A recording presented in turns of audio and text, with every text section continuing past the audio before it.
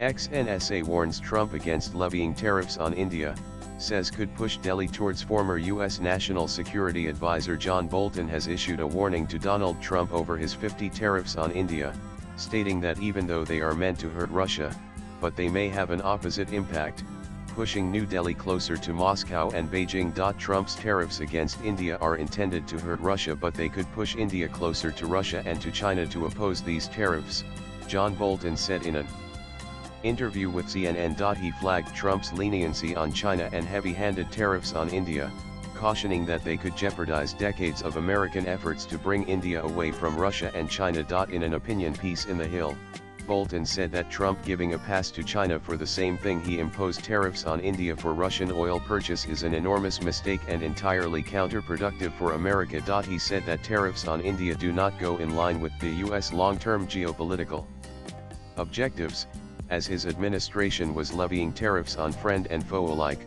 which has resulted in loss of trust between New Delhi and Washington. Unfortunately, based on international reactions so far, the US by levying tariffs on friend and foe alike has likely suffered a considerable loss of trust and confidence, built up over decades of effort, in exchange for minimal economic gains if any and the risk of formidable losses, he wrote. He said that the Trump administration seems headed towards more lenient treatment for Beijing on tariff rates and other metrics than it imposed on New Delhi. He mentioned Treasury Secretary Scott Bessent's remark that the deadline for China could be extended beyond August 12 if negotiations were well on track. Swipe left for next video. He also expressed his apprehension that if China secured a better trade deal with the US, it could lead to resentment in India, whose negotiations were paused by Trump. China runs a significantly larger trade surplus with the US than does India.